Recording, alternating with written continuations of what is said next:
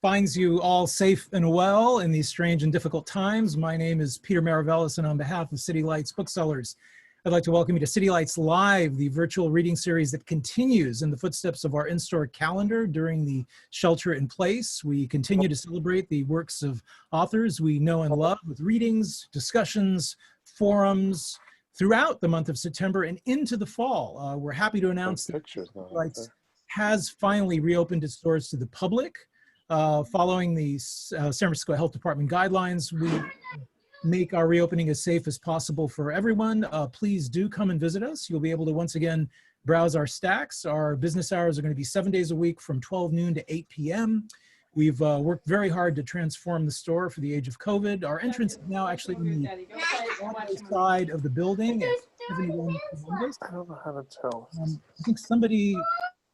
What is that? I don't know. I think somebody has unmuted themselves. I don't know how that happened, but let me see if I can mute them. Okay, there we go. Sorry about that. So I tell you, Zoom is an interesting platform to work on. So as mentioned, our original entrance has now been turned into an exit only. You can enter on the 271 Columbus side of the store. So we encourage all of you, please do come and visit us.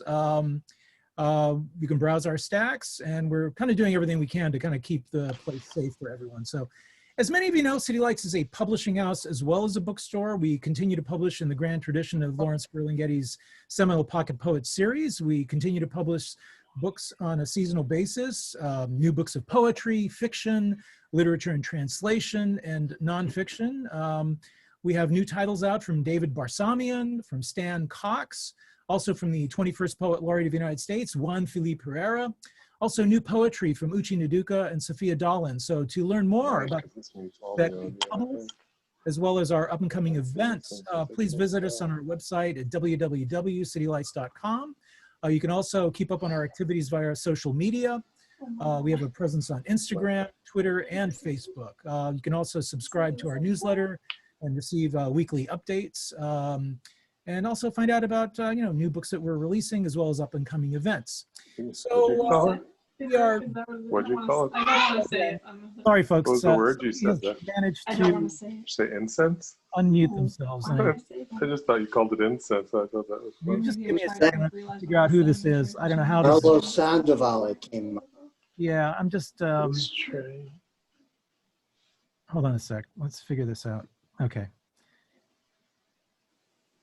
Okay, I'm gonna do this again.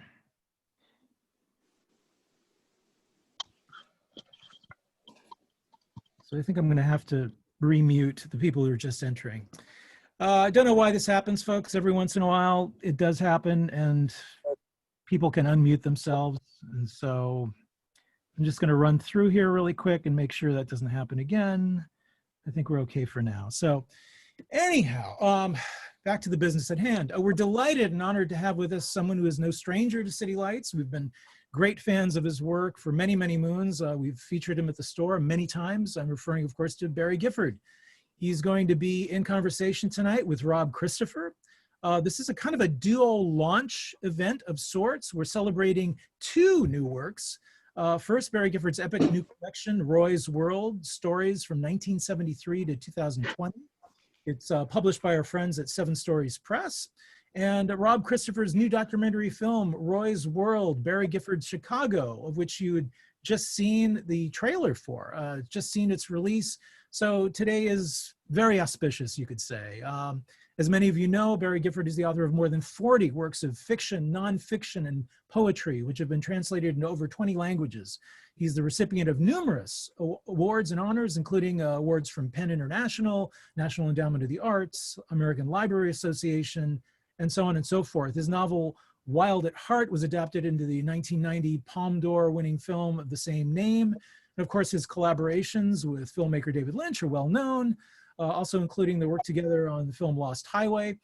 His published works include Port Tropique, Sailor's Holiday, The Sinaloa Story, The Stars Above Veracruz, Memories of a Sinking Ship, Sad Stories of the Deaths of Kings, and Perdita Durango, amongst others. Some of his additional film collaborations include the films Hotel Room, a film adaptation of Perdita Durango, City of Ghosts, and The Phantom Father. To learn more about his up-and-coming projects, you can visit his website at barrygifford.net. As I mentioned, he's going to be joined tonight by Rob Christopher. He wrote and directed and starred in the acclaimed fiction feature Pause of the Clock, which had its world premiere at the Denver Film Festival in 2015 and screened at the James Siskel Film Center in 2016. In January 2017, it was nominated for Best Chicago Film by the Chicago Independent Film Critics Circle. He wrote and directed he wrote the introduction to the young adult edition of The Sad Story of the Death of Kings by Barry Gifford, and edited several Roy stories for the publication on the website Chicagoist. He's the author of the book Q-Tips, Discovering Your Next Great Movie, and has written articles for such publications as Chicago Reader and American Libraries. His film writing frequently appears in Cinephile Chicago. As mentioned earlier, he just finished his new documentary, Roy's World, Barry Gifford Chicago, which is narrated by Lili Taylor, Matt Dillon, and Willem Dafoe. So really, this is such a heartfelt homage to the gritty landscape of Chicago that Barry Gifford grew up in. So just to let you know, we're going to be posting links in our chat function, from which you can purchase copies of Roy's World. We do have it on hand at City Lights, and we're happy to send it to you. We will also post links to the film's dedicated website so you can get information about future screenings and also check out special content there. We're going to be having a Q&A at the end of the program tonight. You can post your questions via the same chat function. It's located in the lower part of your screen. You can just check out the dashboard by scrolling over it. We're going to be pulling questions off of there for the Q&A. So Barry Gifford, Rob Christopher, it is a great pleasure to have you both here. Welcome to City Lights. Glad to be here virtually. Virtually. Yeah, it's great to be here virtually. I, of course, am in Chicago right now. I really wish I could be there in person because City Lights is an inspirational place to visit. But then again, having a drink at home is very convenient. So Barry, let me toast you to your success, this amazing book, Roy's World. As the subtitle indicates, the first story in there is from 1973. So I guess my first question is, why did you first start writing these stories more than 40 years ago? I actually started writing when I was 11. And so that would have been, 1957. And basically, I'm writing the same thing. It's funny to talk about it in this way. I think I'm a better writer now than I was when I was 11, but the concept has remained pretty much the same, and slowly but surely I began to publish the stories, and then it published them as collections. But this book, Roy's World, which is subtitled Stories 1973 to 2020. In fact, if Peter has a copy there, he could hold it up, because I haven't even seen it. They never got any copy to me. So actually, I had to work from a PDF. I don't even have a copy. You don't even have a copy. But I'm not at the store for everyone. The copy. Anyway, it's Roy's World. But the first thing I want to say about this is really, I've been writing the Sailor and Lula novels for years, and there are 8 of those. And,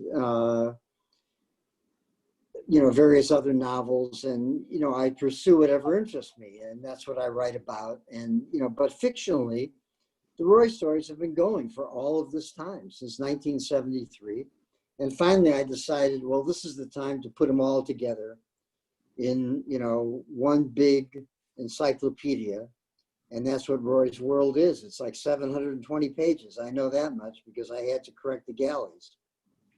So, and I assume I'll have a book on my doorstep one of these days, And then Rob, in his brilliance of, coming to me and wanting to make a film about me or my work. And I said, well, no, I don't want there to be a film about me. I've had a couple of those done in France and Italy and Talking Heads and all that. I said, it can't be that way. But if you want to make a film about Roy, then do that. So I gave him certain parameters, and I thought he's not going to be able to handle this because, yes, it's about Roy, but of course it's about me. I created Roy. My life is there in many different aspects, and he pulled it off. So I did not expect what he came up with. I really have to say that, and so I give all credit to Rob for doing this. And so to come out at the same time as the book, The Virus Notwithstanding, as I've told Rob, don't worry about it because that film is going to live. It'll live on its own. You don't need to have read a Roy story. You don't need to know who I am. It's really not going to matter because the film is good enough to stand on its own. Well, thank you, Barry. I don't know what else to say except that your stories are going to live forever, at least for a very, very long time. Why do you think you've kept returning to those themes and those characters for more than 40 years? Well, in the beginning, it was just to amuse friends. So I would write these kind of wacky stories with strange characters, with strange names. And people were amused by it. They really liked it. So I kept writing them. And I would, read them to various people. And then an older brother of one of my best friends, who was then about 16 years old, a smart guy. He became a dentist, so he had a steady paycheck. He really read a couple of them, and he said, "Where do you get this shit, man?" He said, "This is really I never saw anything like this before." He was a reader of sorts. He was a very intelligent guy, actually. I'm not promoting him just because he liked the stories. I don't know if he really liked them or not. He just thought that they were kind of wigged out, And I was glad to be able to amuse people with it. And then when I got more serious about it, it was really to talk about, as you say in the film, or I said in the film, it's really a history of a time and a place that no longer exists. And I wanted to document that place. So in a sense, the Roy stories are a documentation of that time. It's fiction. So I made it up. The stories are an invention. They're based on true events in some cases, and others totally made up out of whole cloth. So I defy anybody to say what's real, what isn't real, that kind of thing. As long as the sensibility is there, and as long as you understand what that world was. So basically from about 1947 to 1962, that's Roy's world. And where did you come up with the name Roy? Why did you choose that name? I have no idea. I think you once pointed out that in French, Roy is king. Exactly. But Roy, he's the king in a sense. Yes, I mean I could make something up and say, yeah, Roy is the king of his world. He's not. And in fact, he gets kicked around plenty. But the thing is, I really don't have a proper answer for you, Rob. I never did. Well, a mystery is a good thing, as I've said to you many times. I wanted to talk about a couple things. First off, one of the powerful things in the stories is that they are told from a child's point of view. So you're getting this time and place, but you're sort of getting it from a child's point of view. And that gives you a much different picture of things. And so I wanted to just read a tiny little bit of the story to lead into my question here.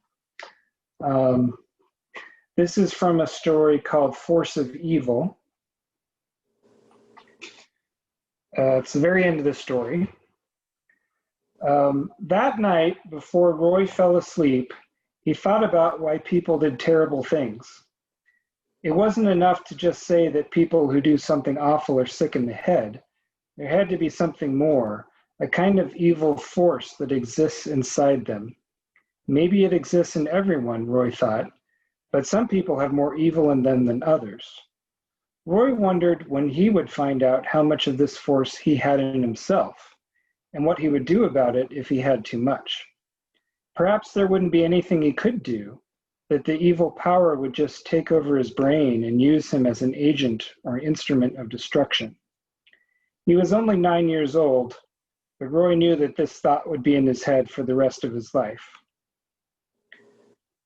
So my question is, what's your earliest memory of racism and how did it make you feel?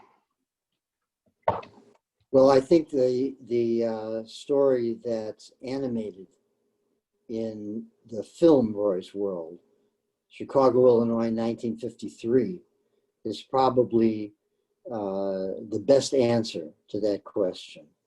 You know, the thing is that I was born in Chicago, and then soon after I was born, my mother and I moved to Key West, Florida. And my dad had an apartment in the Nacional Hotel in Havana, Cuba. So we would go back and forth between Key West, sometimes up in Miami, but to Havana. So in my earliest years, I was really in the Cuban community. And, you know, I was playing with those kids, and you know, I still speak that kind of Cuban kid street Spanish, and that's where I learned it. So it didn't really occur, the idea of race in that sense didn't really occur to me, except when, as in the incident that is depicted so well in the film, where Roy's mother is mistaken going into a pharmacy to buy a couple of things. She's mistaken for a Negro, and they don't want to serve her. They don't want her to be there. The thing is, she just is darkened by the sun, you know? And so in that particular instance, I guess it's stuck in my mind. You know, I mean, Roy in the stories goes from the age of 5 basically to 16 or 17. And so you're absolutely right. All the stories are told from a child or adolescent's perspective. And so it goes from that kind of naivete, that kind of exposure to prejudice, to bad behavior, if you will, to how the world is run, you know, the corruption that's inherent in societies everywhere. All this creeps in, and it's reflected in the stories in terms of people's actions and in terms of how Roy perceives it.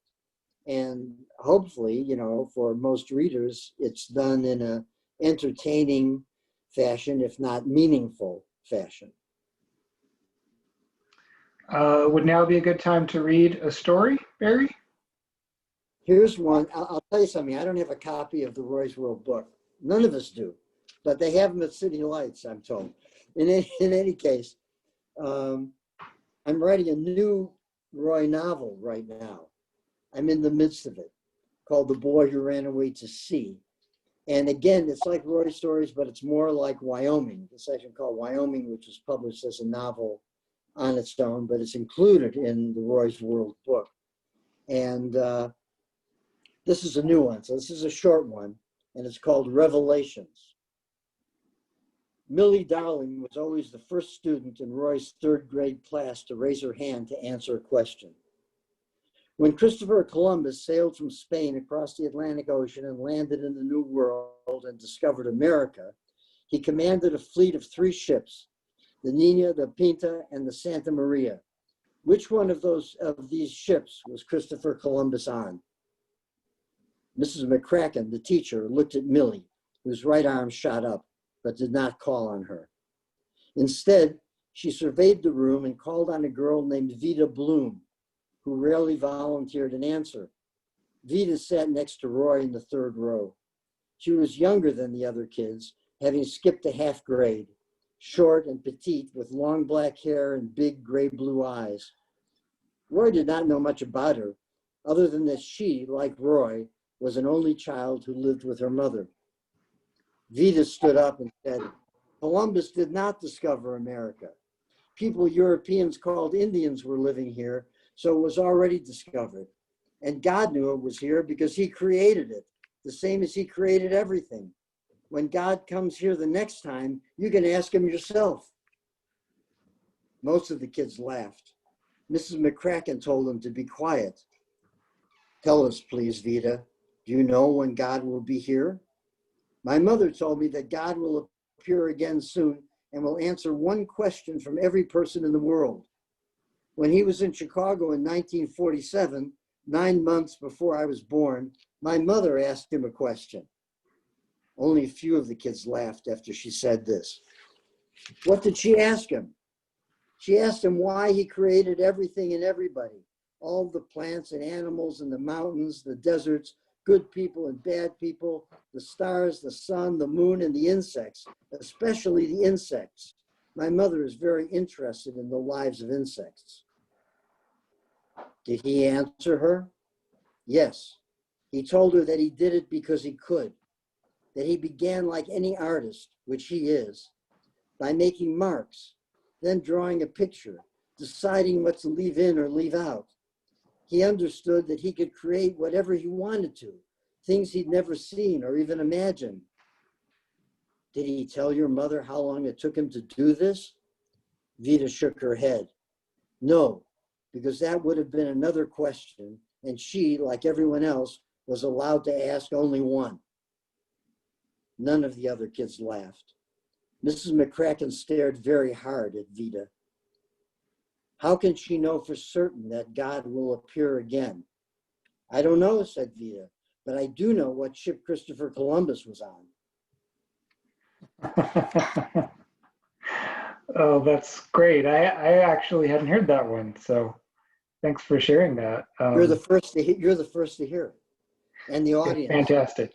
At City Lights. It's from the new book, but it's all Roy stories. It's all the same to me. Well, that story in particular makes me think about another thing about the Roy stories that I really...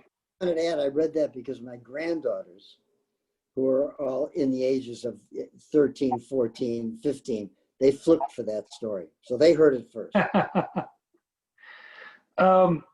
One thing I love is that throughout all the stories, Roy as a character has a very he has a real sensitivity towards women and girls, and it's something unusual that you don't see, for example, in the Nick Adams stories by Hemingway, which I know you hate that comparison, but other people have made that comparison. So could you talk a little bit about how Roy relates to girls and how he, because he's growing up with his mother, how that affects him as a character? Well, what really was a turning point in my writing, when I began writing, I had used as my models Joseph Conrad, Melville, Jack London, writers like this, who went to sea, as I did when I was 18. But, it was a much more masculine oriented idea that I had in my head. So it was after some time that I began reading more women and gay writers that I began to look at things differently. And in a sense, I really not necessarily preferred, but I was more intrigued by the sensibility of the feminine writers, the gay writers, the people, who weren't out there being a man's man, that sort of stuff. Not that I disliked any of it. I mean, the point is to appreciate, good writing wherever it exists. And if somebody's telling a good story that's absorbing, like that. So I wasn't, shutting anybody out, except that it was very interesting to me reading Jean Rhys or Forster or, any of a number of people. And just the way they were looking at the world. Proust is a good example. It's a different way of looking at the world. And so I tried to understand that more. And when I wrote the novel Wyoming, which is part of the Roy stories, I said, I'm going to write a novel in which there's no description of anything. The entire novel is going to be in dialogue. And it's just going to be Roy and his mother in this hermetic situation in a car driving to the southern and Midwestern states. going from one place to another. And it's all their conversation. And any descriptive description of the landscape or anything else that's going on comes through in their conversation. And so it's really the mother who is important in this. And I had a close relationship with my mother in the first years of my life, but she had a very topsy-turvy and tumultuous life. She was married 5 times. And basically, I've been on my own since I was 11 years old. But it's really, it was what happened to her and women like her in a way, who weren't treated equally, who didn't have the same opportunities as men. Look at Ruth Bader Ginsburg, who was #1 in her class at Harvard and couldn't get a job with a law firm in New York City because she was a woman. Nobody would hire her. And that's emblematic, obviously, of what was going on. And with women who are in more ordinary circumstances. You know, my mother was a model. She was a beauty queen, really, a contest winner and all that sort of stuff. She was the University of Texas beauty queen in 1944. So she certainly had her admirers, and she had access to people, to men especially. And she figured, well, it's through men that I'm going to be able to have a good life. I'm going to succeed and that sort of thing. Well, it was the farthest thing from the truth. I don't know if that's an answer to your question, but it got me really thinking about speaking, in a different way, with a different kind of sensibility, and also showing a side of men that wasn't ordinarily shown. Right, because Roy's world is a brutal world. There's crime, there's corruption, there's hard scrabble living, there's racism, and yet there's a place in that world for women and girls to be their own person, or at least to have very vividly realized characters.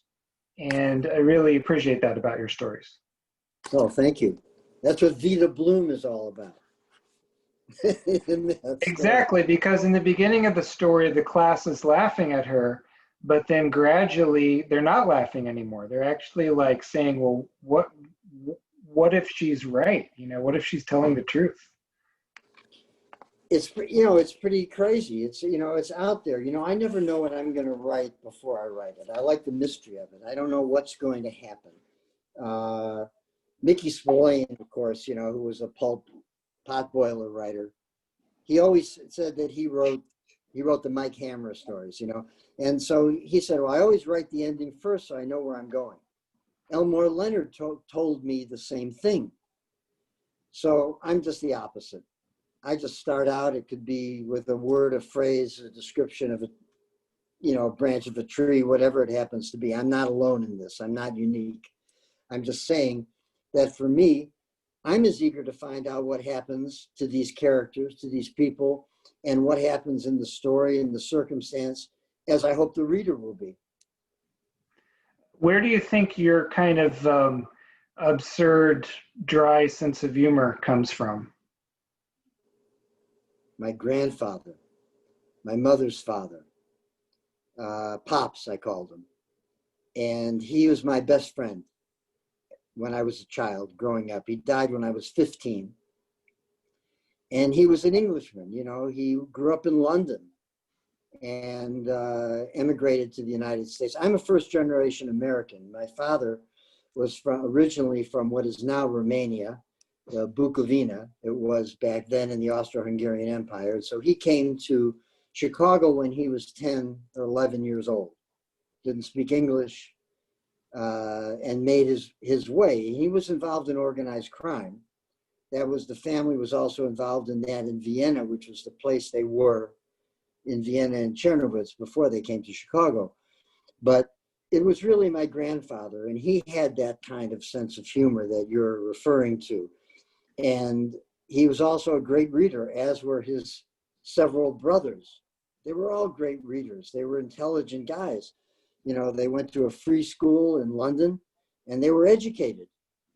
And so they were like gentlemen, but they were from the slums. They were from like around Mile End Road, if anybody knows what that used to be like in London. It was the East End of London. He grew up in the slums, you know. I grew up in a, you know, when we were in Chicago, we finally moved to a working class, blue collar neighborhood, mostly Irish at the time when we moved in Chicago, near where you live, Rob, you know. And so there was nothing spoiled about anybody I knew in that sense growing up. Although in my early life, it was quite different because we lived in hotels and some pretty fancy ones, and my dad was alive. He died when I was just barely 12 years old. So from that point, my life changed, my mother's life changed, everybody's life changed. And everybody was looking for a savior. That's what I discovered. Everybody's looking to somebody to save him. So I said, fuck that, I'm gonna save myself. I'm getting out of town. And that's what I did. And just created things for myself, you know? And I created the world that I wanted to live in for myself. Why don't we see any Roy stories from, like, you know, when he's older, when he's in his 20s or 30s? Why are you only focusing on the early part of his life? Because these are the formative years. These were and also, like I said, I wanted to document this particular time, this history of a place and time. After that, in a funny way, even though it's interesting in its own self to some, I've, you know, traveled all around the world. I've met a lot of well-known people. I've done a lot of different things, had a variegated life in that sense. But then I've been approached about writing an autobiography or writing a memoir. And I said, that's the last thing I'm going to do. So the Roy stories have to stand. That's as close as I'm going to come. Is that why you've told me that this is the work that's the closest to your heart out of the other things that you've written? Well, I love Sailor and Lula. They were characters that kept talking to me, which is why Wild at Heart was run into 7 novels that follow Wild at Heart. And I think the best of them is the last one, which is about their son, Pace, the up-down. But in any case, the Roy stories, as we've talked about, you know, have been with me a very long time. And I think I can get the closest to my own heart. You know, the person, and you were really very perceptive in the film, because when I said that, when asked about what's my philosophy, you know, I said, I believe in the individual. I'm like Chekhov. And that's my philosophy. You know, I either trust people or I don't. You know, I pay attention to them or I don't. So I believe in the individual. That's the only thing that I believe in. And I judge people, you know, for themselves and on their terms and my terms. I don't know how you can be anything else. How can you be part of a movement? How can you be part of a political party? How can you be part of a club? How can you be part of anything like that? I mean, I was an athlete. I played on lots of teams. I know what teamwork is like and what it's for. But as far as having a belief system, I'm with Chekhov. One of the things you say in the film, which I love, is when you say, my education was in the street. And I think that comes through in the stories because you're not coming from an academic world. In fact, you know, you never studied writing per se. You never went to film school. So where did you get your education when you say it came from the street? Well, to tell you the truth, I hated school and they hated me. So basically, I didn't go to college. I went for a few months where I played baseball at the University of Missouri because they gave me money to go there. And I left after a few months and got on a ship and went to Europe. You know, I mean, that's what happened. I just wanted nothing to do with the academic life. Not just because it appeared cloistered or whatever, but what I found was, as an individual, I went to those people and sought people out who I thought could teach me. They could teach me something. I know I knew I didn't know everything, you know. I'm not sui generis like that, you know. And so I sought out those people whom I respected, and if they had something interesting to say to me.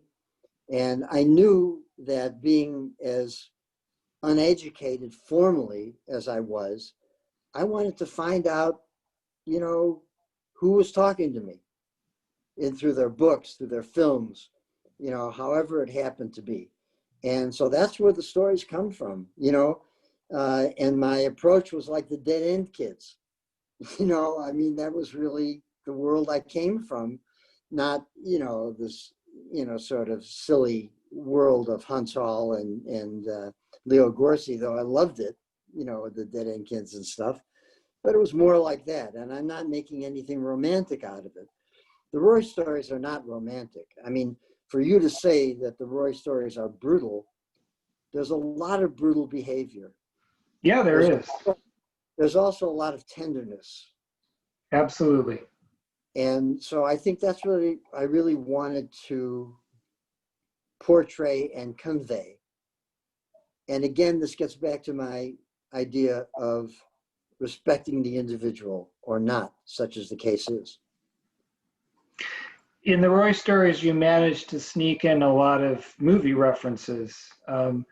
What are some of the most formative movies that you saw from when you were a kid? Well, if you read the Roy stories, you'll see, because as a small child, I was left alone a lot in hotel rooms. So I would stay up all night watching late night movies. And it really was by watching these movies, you know, black and white movies back in the day.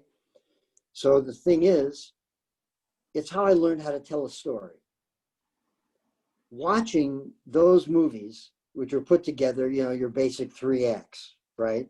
The old RKO, black and white films, noir films, whatever. I watched everything, romances, musicals. It didn't matter. But I realized, probably just by osmosis, that there was a story being formed here. There's your setup, there was the play itself, and then there was the denouement, right? And finally the climax. So I suppose that's really what began forming in my own head. And so that was my university. University for me was, yes, the streets and those old movies. You're absolutely right. Well, as Peter mentions in the chat space, we're coming up on the Q&A. So everyone who's watching, paste your questions in the Q&A, and we'll try to get to them, as many of them as we can. While you're doing that, I believe Peter wants to show a clip from the documentary, which is an excerpt from one of the animated sequences in the film, which is called Chicago, Illinois, 1953, animation by Lili Taylor, who is a fellow Chicagoan. So Peter, whenever you're ready, go ahead and press play.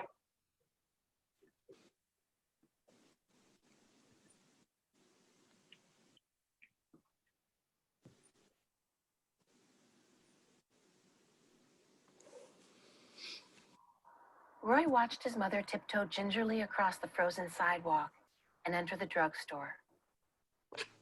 The taxi was parked on Ojibwe Avenue, which Roy recognized was not very far from his grandmother's neighborhood. "That your mother?" the driver asked. "Yes." "She's a real attractive lady. You live in Chicago?" "Sometimes," said Roy. "My grandmother lives here. Right now we live in Havana, Cuba, and Key West, Florida." "You live in both places?" "We go back and forth on the ferry. They're pretty close." "Your parents got 2 houses, huh?" "They're divorced. My mom and I live in hotels." "You like that, living in hotels?" "We've always lived in hotels, even when my mom and dad were married. I was born in one in Chicago." "Where's your dad live?" "Here mostly. Sometimes he's in Havana or Las Vegas." "What business is he in?" Roy was getting anxious about his mother. The rear window on his side of the cab kept steaming up, and Roy kept wiping it off. "My mother's been in there a long time," he said. "I'm going in to find her.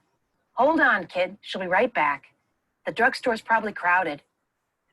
Roy opened the curbside door and said, "Don't drive away. My mom will pay you."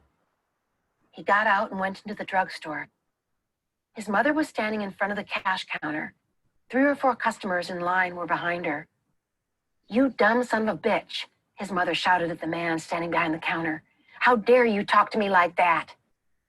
The clerk was tall and slim, and he was wearing wire-rimmed glasses and a brown sweater. "I told you," he said, "we don't serve Negroes. Please leave the store or I'll call the police." "Go on, lady," said a man standing in line. "Go someplace else."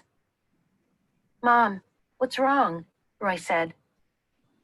The customers and the clerk looked at him. "This horrible man refuses to wait on me because he thinks I'm a Negro." "But you're not a Negro," Roy said. "It doesn't matter if I am or not. He's stupid and rude."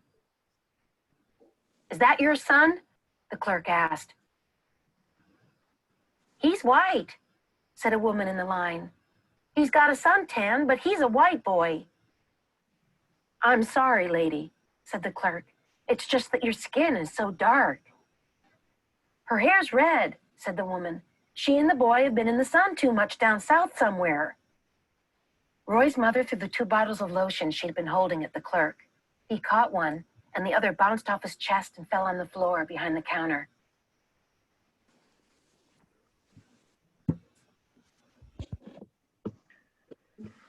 That's not the end of the story.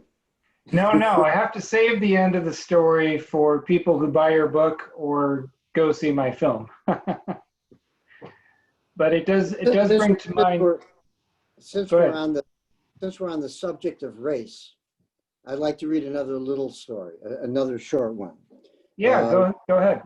Which is also from the new book, but it goes since Peter was showing the Chicago, Illinois 1953 story that takes place in Chicago, obviously, at that time. Well, here's another story that also takes place around the same time. And the title is Mississippi.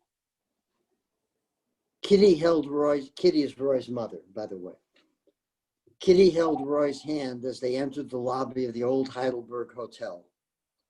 They had come to Jackson, Mississippi, so that Kitty could spend some time with Rex Tiro and have a look at his girdle factory. Her son, Roy, was 7 years old and had not wanted to leave Key West, Florida, where they lived in a hotel on the Atlantic side of the island. He was happy there, playing baseball on White Street with the Cuban boys from the neighborhood and swimming in the ocean or the Gulf. Rex Tiro lived in Chicago, where Roy and his mother had lived before relocating to Florida. It was in Chicago that Kitty had met Tiro and begun going around with him. Tiro's business headquarters were there, but his manufacturing plant was in Mississippi, where labor was cheap and there were no unions. "How long do we have to stay here?" Roy asked Kitty. "A few days. Rex is looking for a house to buy and wants me to help him. He doesn't like living in hotels." "Does he know that we live in a hotel and we like it?" "Yes, he knows. Don't worry, Roy. We aren't going to live in Jackson. We're just visiting." The old Heidelberg was the best hotel in town, but it didn't have air conditioning. Only big ceiling fans that screeched as the blades turned. Kitty and Roy's 5th floor corner room was large, with 2 beds and tall windows on the 2 sides overlooking Capitol Street. Even with the fans on and the windows open, the room was very hot. The hotel did not have a swimming pool. "Mom, there's nothing for me to do here. You should have left me in Key West. I could have stayed at Cookie Gonzalez's house." Rex said he'll take us out in the country. "I'm sure there are some nice places where you can go swimming in a lake or a river." "Cookie says there's water moccasins here, more than in Florida." "Rex will know someplace safe." Kitty and Roy were tired after having taken an early morning flight from Miami, so they took a nap. Rex had not met them at the airport because he had to be at his factory when their plane got in. He was going to meet them at the hotel at 6 o'clock. At 4 o'clock, there was a knock at the door that awakened both Roy and his mother. Kitty got up and asked who was there. The manager, ma'am, Edgar Grissom. I need to talk to you. Kitty opened the door and a small, bald-headed, middle-aged man in a white suit with a lime green handkerchief in the breast pocket entered the room. I'm very sorry to disturb you, but I'm afraid I have some bad news to convey. You may want to sit down. Kitty remained standing. What is it? She asked. Your friend, Mr. Tiro, is dead. He was killed this afternoon, about 2 hours ago, at his factory. Dead? I don't understand. La Dolorosa means bad news in Spanish, said Roy. Apparently, he was shot and killed by one of his former employees. His secretary called the hotel. Police have the culprit in custody, a Negro woman. That's all I know. The secretary's name is Willa Tharp. I have her telephone number if you wish to call her. Yes, I do. I'll dial her up if you like. Kitty nodded and sat down on her bed. The manager went to the desk in the room and dialed the phone. When he had Willa Tharp on the line, he held out the receiver to Kitty. She got up and took it from him. Hello. Yes, I've just been told. Kitty listened for a couple of minutes, then hung up. Mom, what happened? Kitty had pulled down the shades before she and Roy had gone to sleep. She raised one and looked out the window. The sun was still high in a cloudless sky. A woman named Lili Taylor walked into Rex's office with a gun and fired 4 bullets into him. She didn't say anything, just sat down in a chair. The telephone rang. Edgar Grissom picked it up. Yes, she's here. Just a moment, please. He held out the receiver toward Kitty. It's the police. Again, Kitty listened, then said, I do not. She listened for a few moments longer before saying, thank you, then handed the receiver back to the hotel manager. What's today's date? Kitty asked him. July 16th, 1953. I wanted to be sure. I won't forget it. What did the police say? Asked Roy. The woman who shot Rex told them that she's 6 months pregnant and that Rex is the father. She said he refused to help her, so she murdered him. Edgar Grissom pulled the lime green handkerchief from his breast pocket, used it to wipe perspiration from the top of his head, and said to Roy, is this your first time in Mississippi, son?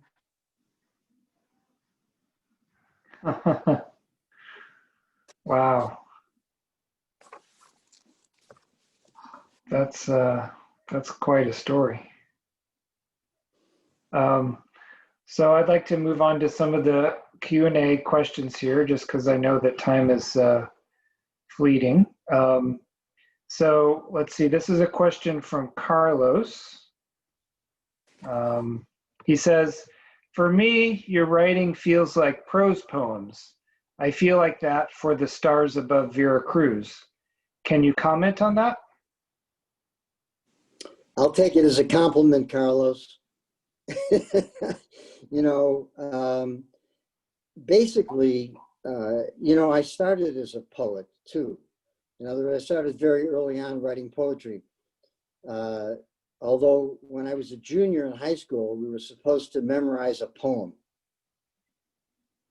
I don't even remember now what the poem was, but I hadn't done the assignment. So the teacher, of course, called on me.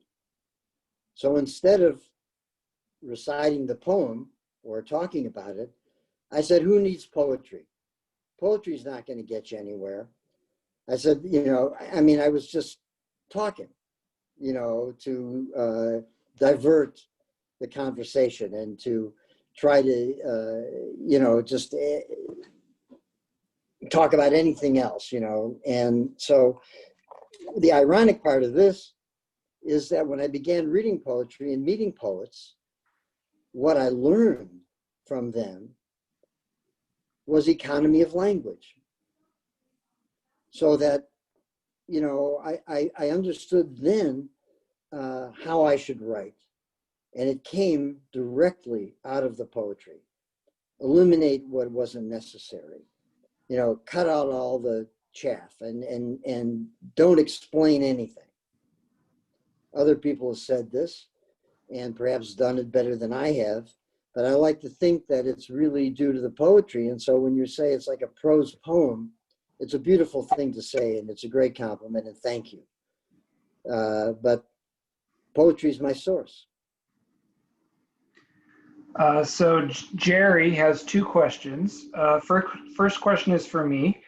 Who did the visual animation? That is Lili Taylor. She's an animator, Chicagoan. And you can learn more about the other people involved with the film at roysworldfilm.com. Her second question is for you, Barry. She wants to know who you're reading lately. My friend Willie Vlaughton. Willie Vlaughton is a novelist who lives outside of Portland, Oregon. He was a poor kid. He lives on a little ranch, and with his companion Lee, they have some horses. And Willie's a musician. He had a band called Richmond Fontaine, and now he has another one that I really love called the Dillons.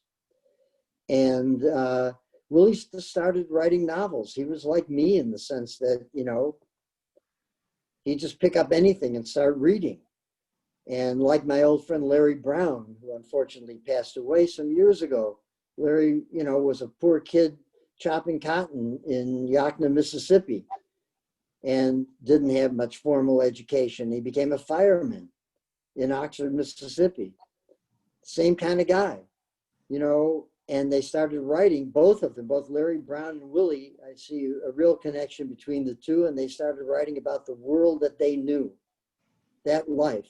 As I was writing about the history of a time and place that, you know, we're talking about here in Roy's world, whether it's in the South or in the North, because I did grow up both half in the Deep South and half in Chicago, the North, the far North, as I always called it. And so I suppose Willie's work, sometimes it's very painful. It can be depressing and all that, but you know, there's a reality there that you're not going to see virtually anywhere else. And I respect him and I love him for it. So check out Willie Vlaughton and Larry Brown too, if you never have. Yeah, by the way, Willie's novel, Don't Skip Out on Me, was just fantastic. I read that not too long ago. So here's a question from Jeremy. He says, I've been reading the 2013 edition of the Roy stories and have read most of the Sailor and Lula novels. I enjoy them very much. Early on, I read your oral bio of Kerouac, Jack's book. Can you comment on his influence on your writing and his place in writing today? Good question. You know, the thing about Kerouac was when I was 12 years old, I read On the Road. And so all of Kerouac's books started coming out about then. So I just bought these paperbacks. They were $0.25. And there was an excitement about them. I mean, the interesting thing is that Kerouac, Ginsberg, those guys, Ginsberg I knew personally for 31 years very well. And, you know, some of the others like Corso and Burroughs. The thing is that Kerouac and Ginsberg really were inspirational. The writer Tom McGuane has always said that. He says, I don't want to hear a bad word about Kerouac. I mean, because so many people tried so hard to tear him down. And his popularity pissed everybody off, certainly in the academic world. And Kerouac, don't forget, he didn't even speak English till he was 7 years old. One thing I do want to say about this, and anyway, I should answer the question. So Kerouac existed for me more as an inspiration than in terms of a writing style.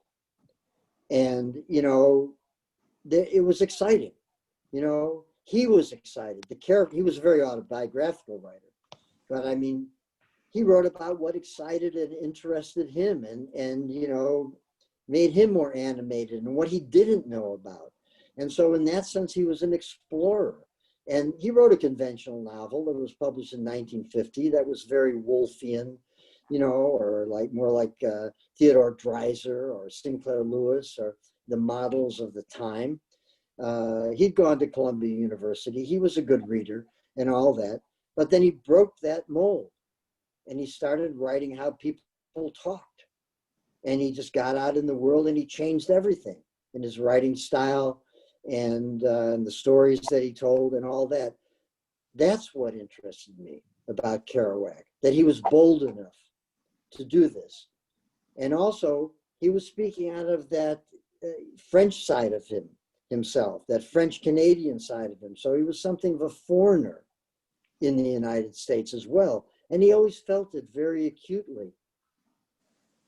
So that was my view of Kerouac. I mean, look, Kerouac has a devoted following, and he always will have, despite his detractors. You know, I'm not even interested in talking about that aspect of it. I'm not very analytical, really, you know, when it comes to that. Anissa wants to know if you have any more new poetry books on the horizon. Well, the last one was a little book that I really like called New York 1960. And it was published in Chicago. I always wanted to publish a book in Chicago. And it was published by this small press, Curbside Splendor, which now is in abeyance, as it were. But they did a beautiful job, published this little book, New York 1960, and every poem in that book I stand behind. I love that book. And they published some really important stuff. Who is the woman, Black woman poet, Lillian, her name eludes me right now, I mean, that they published. Anyway, check out New York 1960. And yes, I do have a new book of poems that will be coming out next year. So I'll put that together once I finish this new Roy novel. But thanks for asking. Okay, here's a question from Emily. What's it like to take a story through so many forms, poetry, prose, playwriting, animation, etc.? Did you struggle with what form these stories would take, or was it just a process of experimentation? I'm not exactly sure what the question is in there. Let me just, allow me just to say that whatever I write dictates its own form. Sometimes it comes out as a poem, sometimes it comes out as a short story, sometimes it takes longer and it's a novel. Sometimes it comes out in the form of a song, because I began really as a musician and writing songs from very early on. So that's something we didn't get into here. But the poetry grew out of my song lyrics and really was discovered by a magazine editor in London when I was 19 years old. And he said, you know, these lyrics that you're writing for the song, because I had a band in London in those days, and you know, it was a rock band. And he said, but there's poetry in here. So he said, you see, if you break up the lines like this, and he showed me, you know, what that meant and how to follow the breath and where the line should break, like in Whitman, as he was giving me as an example, he said, you're writing poems. And I was totally unconscious of that. I was the guy, remember, who spoke out against poetry in, you know, high school. So, it came back on me. So that's all I can say. It just dictates its own form. Sometimes, you know, the story, as you say, works better in one form than another. So there's a question for me, wondering how people can watch Roy's World, the film. We had just started our sort of film festival run when the pandemic hit. So obviously we've had to change our plans a little bit. I'm not really sure how you can see it at the moment. to be honest. We're looking for a distributor, and just like Barry has 7 stories behind him, my film needs a distributor and needs some of that structure behind it in order to get it out. So all I can say is follow the film online, and hopefully we'll have some news for you soon. Okay, so here's another question for Barry from Kinder. How do you think the movie Wild at Heart holds up as an adaptation of your work? And has your opinion of it evolved over the years? The one thing I told Lynn when we began that enterprise, and remember that 80% of the dialogue in the movie is directly from the book, was I didn't want it to be boring. And, Lynch was incapable, to my mind, of being a boring director. And I liked the film a lot. I was asked many, many times, of course, when the film came out, and it was so celebrated because it won the Palme d'Or at Cannes, which is the highest award you can win as a filmmaker in the world. And I was asked, if I had made the film, just myself, how would I have done it? I said, well, I probably would have had, Nicholas Ray directed and had Paul Newman and Joanne Woodward in it, and it would have been made in 1958. But since that was not possible, I figured that, David Lynch is the next best thing. Well, of course, I was being a little bit tongue-in-cheek, as it were. The truth is that David asked me to write the screenplay. And I said, well, I can't right now because I'm writing another novel, which was Perdita Durango. And I said, but maybe in a couple of months or 3 months. He says, no, we got to write it now. I said, so you write it, send it to me, and I'll tell you what's wrong with it. So that's exactly what happened. David wrote it in 6 days and sent it to me. Really, he wrote it in a week. And he sent it to me, and I pointed out certain things, and then he got to work on it right away. I mean, it was really kind of amazing because the book, the book came out, and pretty soon there was the film and the paperback, and it just exploded in 30 countries. And so that was it was really a great thing to have happen, and inspired me. And really, I probably, in a way, it kept Sailor and Lula talking because people were talking about them, and then David and I, of course, become friends by this time. And we went on and, did Lost Highway and Hotel Room and had some other projects that didn't make it to the screen, but we're still buddies. So, it was really a thrill. But in terms of what I was saying kind of jokingly about it, and I'll tell you what's wrong with it. First day on the set. And so I show up, I'm in LA.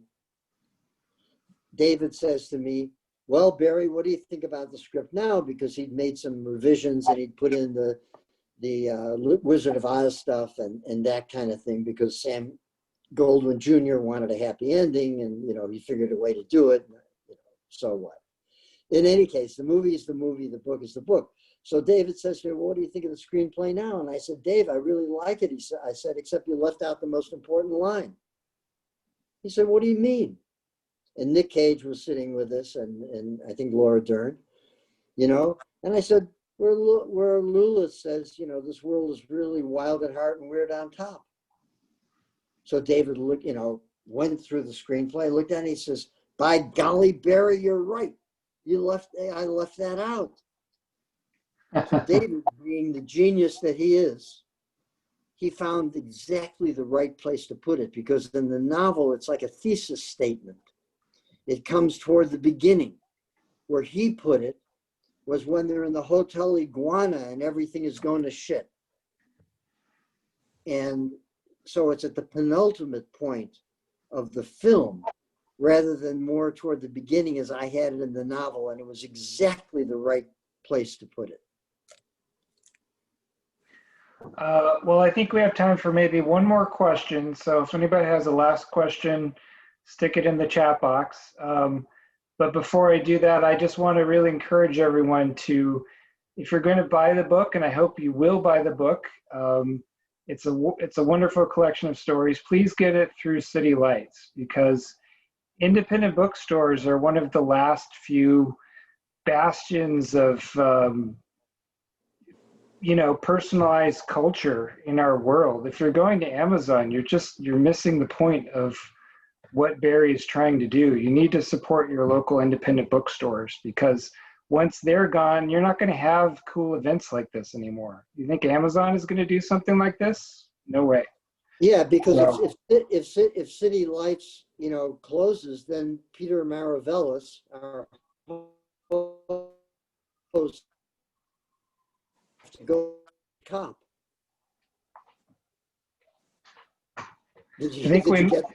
I think we missed that joke, Barry, because you froze up. Could you repeat it again? Guys, if City Lights closes, our host, Peter Maravelis, is going to have to go back to being an Irish cop, which is what he was before he was a bookseller. Ask him. Is he going to come back on here? Oh God, you've outed me. This is an inside joke, folks. I mean, Peter was great when we did the vernissage for my book Writers, which is a series of plays, all revolving around writers. I asked Peter if he wanted to read one of them. And so it's a story, it's Melville. It's Melville talking, and Melville's encounter with an Irish cop on the docks in New York in 1888. And so Peter said, sure, I'll do it. That's great, because I had other people reading them. I think I read one, but 8 or 9 were read by other people. So Peter gets up there and he's speaking with this great Irish brogue. He's fantastic as the Irish cop. So thereafter, ever since then, I always refer to him as my favorite Irish cop. So you have a future. Thank you, Barry. That's good to know. Well, this has been a thrill. I kind of wish we could all go out and have drinks now, and maybe a rain check is in order. In better times. Someday. In better times. Absolutely. Hop over to Specs or Vesuvio's or one of the great watering holes and do that. Thank you all for being with us tonight. For those who couldn't make it, if you have friends that couldn't make it tonight, we're going to be posting this on YouTube. So keep an eye on our website and our social media. We're going to be posting when that's going to happen. There's an awful lot going on. Subscribe to our newsletter. You get updates on all the events that are happening. We carry a full selection of Barry's books. So, if this has whetted your appetite, we've got everything. So it's at the store. The store is now open. I encourage you all to please come on down, visit us. We're back again. And thank you again. Please all be safe, be well. Rob, thank you so much for doing this. I really appreciate it. Pleasure. I just want to say thank you, of course, to you, Peter, who have been so loyal to me and writers like myself. And City Lights is really my hometown bookstore. And it's always a privilege and a pleasure to do something with you. And to Rob, who did a magnificent job with Roy's World. And the book exists, but Rob's film is going to be around at some point, even if he has to show it in a tent, and have a tent show and go on the road. In fact, you ought to think about that. That might be an interesting thing to do. Anyway, and thank everybody. I want to just thank everybody for tuning in. Be well, all. Be safe. Hope to see you soon. Okay. Good night, all. Good night. Good night.